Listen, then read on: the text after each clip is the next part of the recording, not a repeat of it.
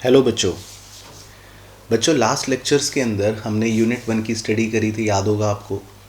और उसके अंदर मैंने आपको सारी चीज़ें एक्सप्लेन करी थी और आपने रजिस्टर में हो सकता है कुछ बातों को नोट भी करा होगा।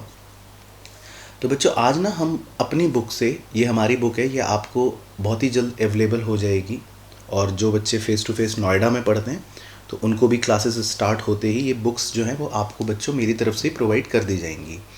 तो आज हम इस चैप्टर 1 का पूरा ग्लैंस लेंगे अपने बुक से और एक बार सारी चीज़ों को दोबारा से इसमें गो थ्रू करेंगे। और अगर कोई टॉपिक रह गया होगा, कुछ बातें अगर रह गई होंगी तो उसको भी यहाँ पर हम कवर कर लेंगे। तो फिर ये हमारा चैप्टर बच्चों पूरा फिनिश हो जाएगा। अच्छा, एक इम्पॉर्टेंट चीज़ बहुत ध्यान से सुनना। बुक के एंड में इसमें MCQ क्वेश्चंस हैं, कुछ फिलअप्स क्वेश्चंस हैं, ट्रू फॉल्स क्वेश्चंस हैं। मैं वो आपको ना डिस्प्ले करूँगा यहाँ पर। और जो भी बच्चा अपनी प्रैक्टिस अच्छे से करना चाहता है वो क्या करना, आप वीडियो को पॉज कर लेना। तो जिस समय क्वेश्चन स्क्रीन पर होंगे आप उस समय वीडियो को पॉज कर लेना। तो वो क्वेश्चंस आपको नज़र आ रहे होंगे, उन क्वेश्चंस को फिर आप सॉल्व करना खुद से, ठीक है, अपने रजिस्टर में। देन मैं उसके आंसर्स भी वीडियो के एंड में डिस्कस करूँगा या डिस्प्ले करूँगा, फिर आप उनको वहाँ से चेक कर सकते हो। तो टिल द टाइम आपके पास बुक नहीं है, मैं यहाँ पे डिस्प्ले करता रहूँगा, तो it is your virtual book एक तरह से, आप इसका यूज़ करना, ठीक है बच्चों। सबसे पहले इसके अंदर एक छोटा सा स्टार्टिंग में है कि what economics is all about. तो बेसिकली जो हम माइक्रो इकोनॉमिक्स से पढ़ते हैं, इसके अंदर माइक्रो इकोनॉमिक्स के अंदर बच्चों जो सबसे बड़ी प्रॉब्लम है वो यहाँ लिखी है कि economics studies the problem of choice. तो अल्टीमेटली इकोनॉमिक्स की शुरुआत माइक्रो इकोनॉमिक्स की सिर्फ एक चीज़ से होती है कि हर इकनॉमी के अंदर जो एक सबसे बड़ी प्रॉब्लम है वो है प्रॉब्लम ऑफ चॉइस की, ठीक है बच्चों। उसके बाद एक छोटा सा टॉपिक था कि इकनॉमी क्या होता है। तो इकनॉमी बच्चों हमें याद रखना है ये डेफिनेशन कि इकनॉमी एक ऐसा सिस्टम है जो लोगों को उनको लिविंग देता है और उनकी वांट्स को सेटिस्फाई करता है through the process of production, exchange and distribution, ठीक है ना। तो आप ये डेफिनेशन भी याद रख सकते हो या फिर जो मैंने आपको रजिस्टर में स्टार्टिंग की डेफिनेशन लिखवाई थी बेसिक, वो भी आप लर्न कर सकते हो। अच्छा, इकनॉमी के सिंपल मीनिंग जो होते हैं वो दो टाइप के होते हैं जो मैंने शुरू में डिस्कस करा था। ओपन इकनॉमी जिसका इकनॉमिक रिलेशन होता है दूसरे देशों के साथ, और क्लोज्ड इकनॉमी जिनका कोई इकनॉमिक रिलेशन नहीं होता दूसरे देशों के साथ। हाँ, टेक्निकली या कॉन्सेप्चुअली हम देखते हैं तो इकनॉमी तीन टाइप की होती है। मार्केट इकनॉमी या जिसको आप कैपिटलिस्ट इकनॉमी बोलते हो, सेंट्रली प्लान्ड इकनॉमी जिसको आप सोशलिस्ट इकनॉमी बोलते हो, और इन दोनों का मिक्सचर यानी कि मिक्स्ड इकनॉमी, ठीक है। उसके बाद बच्चों उसके बाद है जो हमें ज़्यादा इम्पोर्टेंटली पढ़ना था कि मार्केट इकनॉमी और सेंट्रली प्लान्ड यानी सोशलिस्ट इकनॉमी में क्या डिफरेंस होता है। तो मार्केट इकनॉमी बच्चों वो होती है जिसमें सारा कंट्रोल, जिसमें प्रोडक्शन के रिसोर्सेज या जिसमें जो सारी पावर्स हैं, सारा कंट्रोल रहता है, वो किस सेक्टर के पास रहता है, प्राइवेट सेक्टर के पास रहता है, उसको बोलते हैं मार्केट इकनॉमी। लेकिन सोशलिस्ट या सेंट्रली प्लान्ड इकनॉमी के अंदर सारा कंट्रोल या सारे रिसोर्सेज की पावर किसके पास रहती है, गवर्नमेंट के पास रहती है, ठीक है। इसी तरह ओनरशिप, यहाँ पर सारे मीन्स ऑफ प्रोडक्शन जो हैं वो प्राइवेट ओनर्स के पास होते हैं और यहाँ पे सारे मीन्स ऑफ प्रोडक्शन का कंट्रोल गवर्नमेंट के पास होता है। सेम वे डिसीजन मेकिंग, इसमें सारे डिसीजंस जो हैं वो इंडिपेंडेंटली मार्केट में कोई भी ले सकता है या फिर प्राइवेट सेक्टर वाले यहाँ पे अपने सारे डिसीजंस लेते हैं। लेकिन सोशलिस्ट इकनॉमी में सारे डिसीजंस जो हैं वो कौन लेता है, गवर्नमेंट लेती है। इसके बाद है कंपटीशन, ये एक बहुत अच्छा पॉइंट है बच्चों कंपटीशन का। मार्केट इकनॉमी में बहुत ही ज़्यादा कंपटीशन होता है क्योंकि हर किसी को, हर प्राइवेट फर्म को चाहिए कि मैं प्रॉफिट कमाऊं। तो यहाँ पर जो कंपटीशन का लेवल होता है वो बहुत ज़्यादा होता है। लेकिन सेंट्रली प्लान्ड इकनॉमी में उतना कंपटीशन एग्जिस्ट नहीं करता क्योंकि यहाँ पर लोगों का मोटिव या इकनॉमी का मोटिव वैसे भी प्रॉफिट कमाने का नहीं होता है ना। उसके बाद नेक्स्ट पॉइंट है रोल ऑफ गवर्नमेंट। जैसा कि इसका हेडिंग ही है मार्केट इकनॉमी, तो यहाँ पर गवर्नमेंट का कोई रोल नहीं होता। लेकिन सेंट्रली प्लान्ड इकनॉमी में गवर्नमेंट का बहुत ही इंपॉर्टेंट रोल होता है। इसके बाद है प्रॉब्लम सॉल्विंग। इसका मतलब ये कि मार्केट इकोनॉमी में जो भी प्रॉब्लम्स होती हैं बच्चों, वो प्राइस मैकेनिज़्म के थ्रू सॉल्व की जाती हैं। ये हम डिटेल में आगे भी पढ़ेंगे, अगर ये पॉइंट अभी मिस आउट हो भी रहा है कोई बात नहीं। लेकिन सेंट्रली प्लान्ड इकोनॉमी में सारी प्रॉब्लम्स को सॉल्व करती है गवर्नमेंट। गवर्नमेंट को सेंट्रली प्लान्ड अथॉरिटी भी बोल देते हैं। बाकी अदर नाम ये आपको पता ही है, तो मैं बार बार बोल ही रहा हूँ। मार्केट इकोनॉमी मतलब कैपिटलिस्ट इकोनॉमी, और सेंट्रली प्लान्ड मतलब सोशलिस्ट इकोनॉमी। ठीक है ना। ये डिफरेंस थोड़ा सा इम्पॉर्टेंट है, थोड़ा सा रेलिवेंट है 3 नंबर के क्वेश्चन के लिए। तो इस टॉपिक को थोड़ा सा हम ध्यान से समझेंगे। अच्छा बच्चों, आपके पास जब तक बुक नहीं है तो आप वीडियो को यहाँ पर पॉज कर सकते हैं एंड इनके डिफरेंसेस को अपने रजिस्टर में नोट कर सकते हैं। उससे क्या बेनिफिट होता है, जितना आप अपनी लैंग्वेज में अपने हाथों से अपने नोट्स बनाओगे उतना आपको लर्न होता रहेगा। तो सिर्फ ऐसा नहीं है कि एक मूवी की तरह आप इन बातों को सिर्फ देख रहे हो, आप अपना रजिस्टर साथ में रखो, रजिस्टर में वीडियो को पॉज करो, जो टॉपिक मैं इंपॉर्टेंट मार्क कराऊंगा वीडियो को पॉज करके उस टॉपिक को अपने रजिस्टर में अपनी भाषा में नोट करो, शॉर्ट में नोट करो। ज़रूरी नहीं है पूरा छेपना है, बट शॉर्ट में अपनी लैंग्वेज में उसको अवश्य नोट करो। फिर उसके बाद बच्चों हमने पढ़ा था स्कैरसिटी। ठीक है ना। स्कैरसिटी का सिंपल मतलब हमने समझा था कि जिसमें किसी भी रिसोर्स की डिमांड ज़्यादा होती है और उसकी सप्लाई कम होती है ना, उसको बोलते हैं स्कैरसिटी। तो किसी भी चीज़ की स्कैरसिटी का मतलब क्या है कि भाई लोग तो चाहते हैं कि उन्हें और ज़्यादा चीज़ मिले, लेकिन उसकी जो डिमांड है वो तो बहुत ज़्यादा है, लेकिन जो उसकी सप्लाई है, जो उसकी मात्रा है यानी क्वांटिटी है, वो कम है। तो ऐसी चीज़ को बोल देते हैं स्कैरसिटी। ठीक है ना। तो इसमें बहुत ही अच्छी लाइन यहाँ पर लिखी हुई है कि scarcity explains the relationship between limited resources and unlimited wants. यानी कि स्कैरसिटी का मतलब ये है, या स्कैरसिटी क्या दर्शाता है कि हमारे रिसोर्सेज तो लिमिटेड हैं। जैसे मैंने एग्जांपल लिया था कि सपोज़ आपके पास 1000 रुपये हैं, तो आपके रिसोर्सेज तो लिमिटेड हैं कि आपके पास 1000 रुपये हैं बच्चों, 1000। लेकिन आपकी इच्छाएं, आपके वांट्स, आप क्या चाहते हो कि मैं शर्ट भी खरीद लूँ, मैं शूज़ भी खरीद लूँ, मैं मूवी भी देख लूँ, मुझे पार्टी भी करनी है। तो आपकी डिमांड या आपकी वांट्स अनलिमिटेड होती हैं। तो आपको लगता है ना कभी कभी कि यार मेरे पास पैसे कम हैं, मैं जो चाहता हूँ मैं कर नहीं पा रहा हूँ। आपको लगता है मेरे पास पैसे कम हैं, तो वो जो अभाव आपको लगता है, वो जो फीलिंग आपको आती है, बस वही स्कैरसिटी होती है। तो ऐसी इकोनॉमी में भी बच्चों रिसोर्सेज के साथ भी यही हाल है कि लोगों की ज़रूरतें बहुत ज़्यादा हैं, लेकिन हमारे इकोनॉमी के अंदर या हर इकोनॉमी के अंदर रिसोर्सेज जो हैं वो उतने नहीं होते या लिमिटेड होते हैं, जिसकी वजह से स्कैरसिटी हो जाती है। अच्छा, फिर है next meaning of economic problem. Economic problem बच्चों वही है जो पहले भी हमने पढ़ा, is choice. Problem of choice को ही प्रॉब्लम ऑफ या इकोनॉमिक प्रॉब्लम बोलते हैं। ठीक है ना। हाँ, इसमें एक छोटा सा 1 नंबर का क्वेश्चन आ सकता है कि what is economising of resources. Economising of resources किसे बोलते हैं? तो ये मैं आपको उस दिन फर्स्ट वीडियो में भी एक्सप्लेन कर रखा है, तो मैं यहाँ पे दोबारा मार्क कर देता हूँ।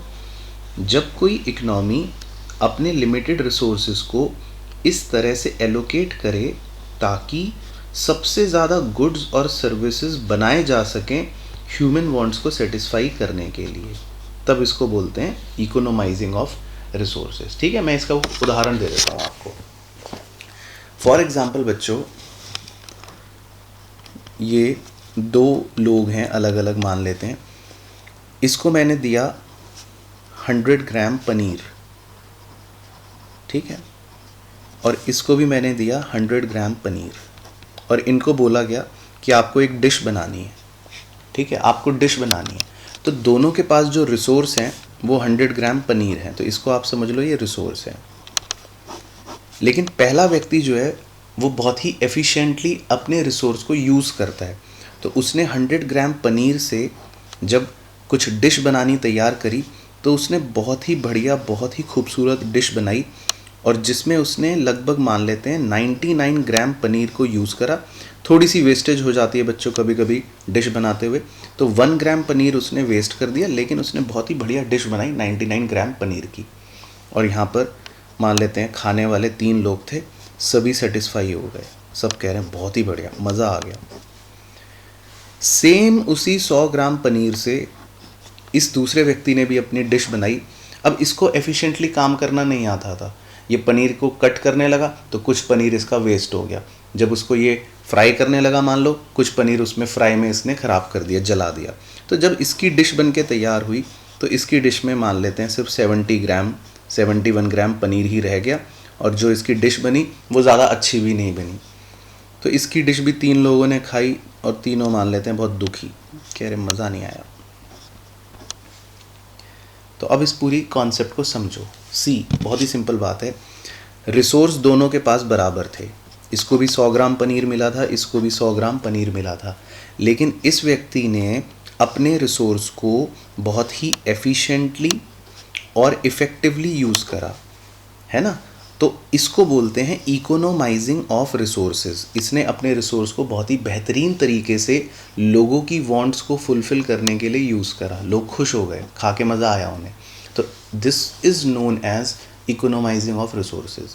लेकिन इसको बोलेंगे एक तरह से वेस्टेज ऑफ रिसोर्सेज या not efficiently utilising the resources, बस ये मतलब होता है, ठीक है ना। तो ये 1 नंबर में पॉइंट पूछता है, इकोनोमाइजिंग ऑफ रिसोर्सेज, तो हमें पता होना चाहिए, ठीक है सर। इसके बाद अब मुद्दा ये आता है, एक क्वेश्चन आता है, बहुत ही इंपॉर्टेंट क्वेश्चन है कि ये इकोनॉमिक प्रॉब्लम आखिर होती क्यों है, व्हाट आर द रीजंस। बहुत ही इंपॉर्टेंट क्वेश्चन है कि इसको अच्छे से लर्न करना, जो मैं नेक्स्ट पेज में शो करूँगा कि इकोनॉमिक प्रॉब्लम होती क्यों है, what are the reasons for economic problem, ठीक है। तो इसको हम यहाँ पे इस टॉपिक को लिखते हैं वेरी इंपॉर्टेंट। ये 3 या 4 मार्क्स में, और कभी कभी तो एक इंडिविजुअल पॉइंट भी 3 नंबर में पूछ लेगा। तो ये बहुत इंपॉर्टेंट टॉपिक हो गया, पहला इंपॉर्टेंट टॉपिक है अभी तक का, कि आखिर इकोनॉमिक प्रॉब्लम क्यों होती है, what are the reasons of economic problem, ठीक है। बहुत ध्यान से सुनना, देन आप वीडियो पॉज करके इसको नोट डाउन भी कर लेना, ठीक है। हालांकि आपके रजिस्टर में होगा, मैंने फर्स्ट वीडियो में पूरा डिस्कस कर रखा है। देखो बच्चों, पहला रीज़न तो होता है अनलिमिटेड ह्यूमन वांट्स, ठीक है। ह्यूमन वांट्स जो हैं वो अनलिमिटेड होती हैं, ठीक है। इंसान की जो इच्छाएं हैं, जैसे आप बच्चे हो, मैं हूँ, कोई भी व्यक्ति है, वो चाहता है कि ये अचीव करे, देन ये अचीव करे, उसको ये मिल जाए, ये मिल जाए, ये मिल जाए, ये मिल जाए, ये सब कुछ मिल जाए। तो इंसान की जो वांट्स हैं, human wants are unlimited and recurring. Recurring का मतलब है, जैसे आज आपका मन करा कि यार आज मुझे पिज़्ज़ा खाने का मन कर रहा है, आज मुझे बर्गर खाने का मन कर रहा है, तो आज आप पिज़्ज़ा भी खा लोगे, बर्गर भी खा लोगे, लेकिन इसका मतलब ये तो नहीं है कि अब अगले 10 साल 20 साल तक आप पिज़्ज़ा या बर्गर नहीं खाओगे, आपका मन नहीं करेगा। तो इंसान की इच्छाएं अनलिमिटेड तो हैं ही हैं, एंड रिकरिंग। रिकरिंग मतलब बार बार आती रहती है, बार बार आती रहती है, आपको बार बार मन करता है बहुत सारी चीज़ें करने का। तो human wants are unlimited and recurring, ठीक है ना। लेकिन अब आप क्या करते हो, मान लो आपका मन कर रहा है मुझे पिज़्ज़ा भी खाना है, बर्गर भी खाना है, ये भी करना है, मुझे जूते भी खरीदने हैं, शर्ट भी खरीदने हैं, मूवी भी देखने जाना है, लेकिन आपके पास पापा ने आपको सिर्फ दिए हैं 100 रुपये, आपके पास रिसोर्स है सिर्फ 100 रुपये का। अब क्या करोगे आप? फिर आप थोड़ी देर रुकते हो, सोचते हो, फिर जिस चीज़ का सबसे ज़्यादा मन कर रहा होता है, आपको लगता है यार आज तो पिज़्ज़ा ही खाना है, बस आज ना मूवी भी नहीं देखूँगा मैं, आज तो मुझे शॉपिंग भी नहीं करनी, वो भी कल कर लूँगा या परसों कर लूँगा, आज तो पिज़्ज़ा खाने का ही मन है, तो मैं अपने 100 रुपये सिर्फ आज तो पिज़्ज़ा खाऊँगा। तो हम क्या करते हैं बच्चों, इंसान क्या करता है, अपनी इच्छाओं को यानी अपने वांट्स को रैंक कर देता है इन ऑर्डर ऑफ प्रेफरेंस, यानी कि जो भी हमारा प्रेफरेंस होता है उस ऑर्डर में हम रैंक कर देते हैं कि भाई सबसे ज़्यादा ज़रूरी है, इस समय सबसे ज़्यादा मन तो पिज़्ज़ा खाने का कर रहा है, पहले मैं वो करूँगा, हाँ पैसे बच गए तब मैं जूते खरीदूँगा, अगर जूते खरीदने के बाद पैसे बच गए तब मैं कुछ और तीसरी चीज़ करूँगा। तो हम अपनी इच्छाओं को क्या करते हैं, रैंक कर देते हैं, प्रेफरेंस में लगा देते हैं। तो ये ह्यूमन वांट्स का नेचर है। तो मतलब पहले पॉइंट के अंदर ही 2 छोटे छोटे पॉइंट कवर हो गए कि अनलिमिटेड ह्यूमन वांट्स का मतलब ये है कि इंसान की इच्छाएं अनगिनत हैं और वो बार बार आती रहती हैं। सेकंड पॉइंट, इंसान उन इच्छाओं को अपने प्रेफरेंस के अनुसार फिर क्या कर देता है, रैंक दे देता है, यानी कि वो सोचता है आज मैं 100 रुपये में पिज़्ज़ा खा लूँगा, चलो जूते नहीं खरीदूँगा, मूवी देखने नहीं जाऊँगा या कोई और काम नहीं करूँगा। तो इंसान अपनी इच्छाओं को क्या कर देता है, रैंक दे देता है। दूसरा कारण इकोनॉमिक प्रॉब्लम का कि ये इकोनॉमिक प्रॉब्लम क्यों होती हैं, तो दूसरा कारण है बच्चों रिसोर्सेज से रिलेटेड। ठीक है ना। इसमें एक छोटा सा क्वेश्चन ये भी पूछता है कि what are the features of resources, तो उसका भी आंसर नीचे ही है। अगर वो क्वेश्चन पूछता है what are the features of resources, तो आखिर ये जो हमारे पास रिसोर्स है, जैसे हमने एग्जांपल ये लिया था, जैसे इन आदमियों के पास पनीर था तो ये इनके लिए ये रिसोर्स है। या मान लेते हैं मैं आपको जो एग्जांपल दे रहा हूँ कि आपको पापा ने 1000 रुपये दिए, तो ये आपके लिए रिसोर्स है। तो ये रिसोर्स जो होता है इसके दो बच्चों फीचर्स होते हैं। ठीक है ना। रिसोर्स के कितने फीचर होते हैं? दो फीचर होते हैं। वो दो फीचर क्या होते हैं?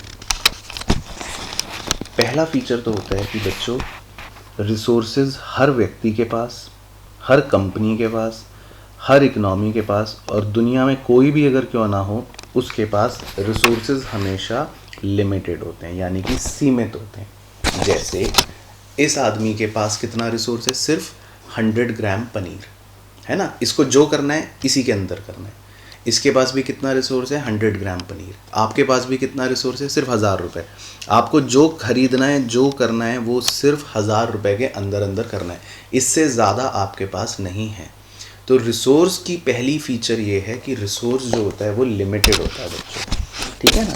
अगर मान लो रिसोर्स अनलिमिटेड हो, मान लो आपको बोल दिया जाए कि बच्चों आपको अनलिमिटेड पैसा दिया जा रहा है, तो अगर ऐसा हो जाए, हालांकि ये हाइपोथेटिकल है, हाइपोथेटिकल का मतलब है काल्पनिक, ऐसा हो नहीं सकता, पर फिर भी सोचो अगर ऐसा हो जाए कि आपको बोल दिया जाए बच्चों आपके पास अनलिमिटेड रिसोर्स हैं, आपके पास अनगिनत पैसे हैं, तो उस केस में बच्चों कोई भी फिर इकोनॉमिक प्रॉब्लम नहीं होगी, क्योंकि आप फिर उस केस में अपनी सारी इच्छाएं पूरी करते चलोगे, करते चलोगे, करते चलोगे, करते चलोगे, कोई इकोनॉमिक प्रॉब्लम होगी ही नहीं।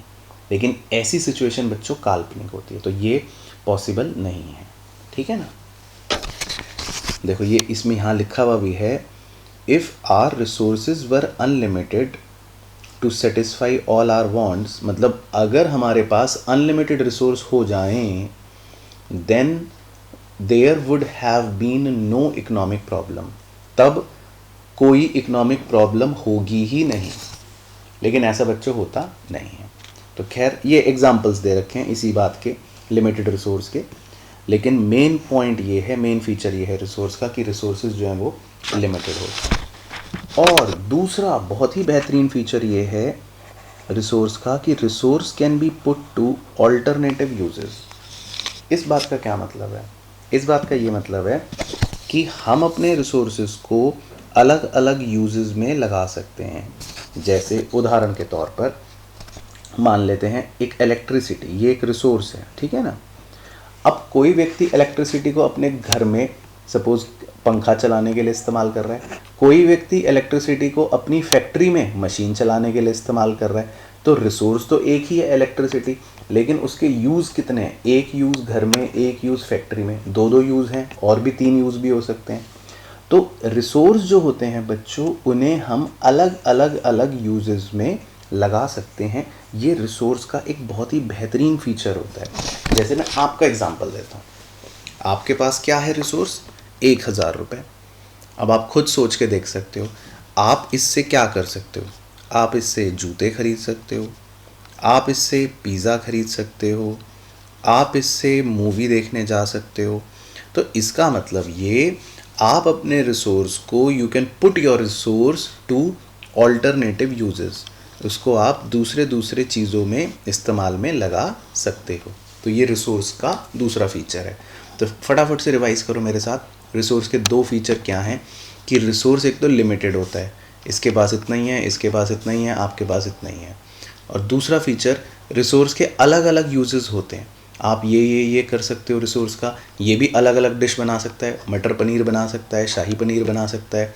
तो रिसोर्स लिमिटेड होगा और रिसोर्स के ऑल्टरनेटिव यूजेस होंगे। तो ये 2 फीचर हैं रिसोर्स के। तो अब मेन चीज़, अगर क्वेश्चन ने पूछा, ये देखते हैं दोबारा से कि what are the reasons of economic problem, economic problem के रीज़न क्या हैं। तो कितने पॉइंट लिखेंगे? Number 1, human wants are unlimited, उसके अंदर ये दोनों एक्सप्लेन कर देंगे। सेकंड लिखेंगे रिसोर्सेज आर लिमिटेड, उसके अंदर ये कहानी एग्जांपल एक्सप्लेन कर देंगे। तीसरा लिखेंगे रिसोर्सेज हैव या resources can be put two alternative uses, उसमें ये कहानी एग्जांपल इलेक्ट्रिसिटी का ये लिख सकते हैं, ठीक है ना। तो ये इंपॉर्टेंट जो क्वेश्चन है 3 या 4 नंबर का, उसमें आप ये पॉइंट और ये पॉइंट पूरा एक्सप्लेन कर दोगे, ठीक है ना, विद एग्जांपल। तो ये क्वेश्चन था सबसे इम्पॉर्टेंट अभी तक का कि इकोनॉमिक प्रॉब्लम के रीज़न क्या होते हैं। उसके बाद हमने छोटा सा टॉपिक हमने भी पढ़ा था कि इकोनॉमिक्स बच्चों जो होती है उसकी 2 मेन ब्रांचेस होती हैं। ब्रांच नंबर 1 कौन सी? Microeconomics. ब्रांच नंबर 2 कौन सी? मैक्रो इकोनॉमिक्स, ठीक है ना। तो इनका जो डिफरेंस है उसको एक बार गो थ्रू करना होता है बस अच्छे से, ताकि उसमें कोई बात ना रह जाए। तो एक बार ये डिस्कस करते हैं। देखो याद है ना क्या बताया था? माइक्रो इकोनॉमिक्स जो होता है उसमें हम क्या करते हैं? इंडिविजुअल यूनिट्स की स्टडी करते हैं, है ना। और जो मैक्रो इकोनॉमिक्स होता है उसके अंदर हम सारे एग्रीगेट्स मतलब सबको इकट्ठा करके स्टडी करते हैं। तो एक बहुत ही पहले एक विद्वान ने एक बहुत अच्छी बात कही थी कि माइक्रो इकोनॉमिक्स में हम ट्रीज़ की स्टडी करते हैं, मतलब पेड़ों की स्टडी करते हैं, लेकिन मैक्रो इकोनॉमिक्स में हम पूरे फॉरेस्ट की मतलब पूरे जंगल की स्टडी करते हैं। तो मैक्रो इकोनॉमिक्स हमेशा जोड़ होता है किसी चीज़ का, माइक्रो इकोनॉमिक्स अलग अलग होता है, ये, लेकिन मैक्रो इकोनॉमिक्स होता है ये एक साथ, सबका जोड़, सबका एग्रीगेट। इसी तरह माइक्रो इकोनॉमिक्स में डिमांड और सप्लाई मेन टूल्स होते हैं, लेकिन मैक्रो इकोनॉमिक्स में एग्रीगेट डिमांड और एग्रीगेट सप्लाई मेन टूल्स होते हैं। फिर ऑब्जेक्टिव, माइक्रो इकोनॉमिक्स का मेन ऑब्जेक्टिव होता है कि हम प्राइस को डिटरमाइन करें कि कमोडिटी मतलब कोई भी प्रोडक्ट जो है उसका प्राइस क्या है, लेकिन मैक्रो इकोनॉमिक्स का मेन एम होता है पूरी इकोनॉमी की इनकम और एम्प्लॉयमेंट लेवल निकालना। उसके बाद एग्रीगेशन बच्चों इसका मतलब है माइक्रो इकोनॉमिक्स में हम बहुत ही लिमिटेड एग्रीगेशन करते हैं, मतलब ज़्यादा चीज़ें इसमें हम एग्रीगेट यानी कि जोड़ते नहीं हैं, बहुत ही लिमिटेड एग्रीगेशन रहता है। लेकिन मैक्रो इकोनॉमिक्स में तो सारी चीज़ें जोड़ी जाती हैं, सारी चीज़ों को इकट्ठा किया जाता है, यानी कि यहाँ पर हाईएस्ट डिग्री ऑफ एग्रीगेशन होता है। ये बहुत ही इंपॉर्टेंट पॉइंट है, छोटा सा बट याद रखना है। उसके बाद अजम्पशन ज़्यादा रेलिवेंट नहीं है, लेकिन इसमें लिखा है माइक्रो इकोनॉमिक्स पढ़ते समय हम ये मानते हैं कि सारे मैक्रो वेरिएबल कांस्टेंट रहेंगे, मतलब जब इसकी स्टडी करते हैं तो ये मानते हैं कि ये चीज़ें बेकार हैं, और जब मैक्रो इकोनॉमिक्स की स्टडी करते हैं तो वो हम एज्यूम करते हैं all micro variables to be constant. तो जब इसकी पढ़ाई करते हैं तो हम ये मानते हैं ये सारी चीज़ें बेकार है। तो माइक्रो पढ़ते समय मैक्रो बेकार, मैक्रो पढ़ते समय माइक्रो बेकार, ये अजम्पशन है। Alternative name, very important point. Micro economics को घर में प्यार से बोलते हैं प्राइस थ्योरी, जबकि मैक्रो इकोनॉमिक्स को घर में प्यार से बोलते हैं इनकम एंड एम्प्लॉयमेंट थ्योरी। और एग्जाम्पल, छोटे मोटे एग्जाम्पल माइक्रो इकोनॉमिक्स के कि एक आदमी की इनकम क्या है, एक प्रोडक्ट का प्राइस क्या है, एट्सेट्रा। लेकिन मैक्रो का मतलब है पूरे देश की इनकम क्या है, नेशनल इनकम, पूरे देश की इनकम, एक आदमी की नहीं, पूरे देश की इनकम, या जनरल प्राइस लेवल, पूरे देश का जनरल प्राइस लेवल क्या है, एट्सेट्रा।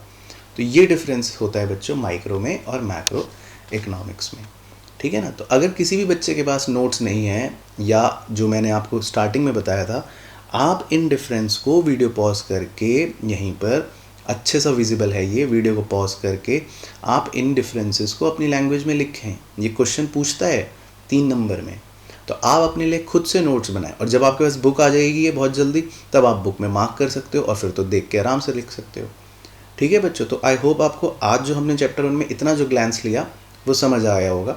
फिर इसको हम कंप्लीट करेंगे अपनी नेक्स्ट वीडियो में।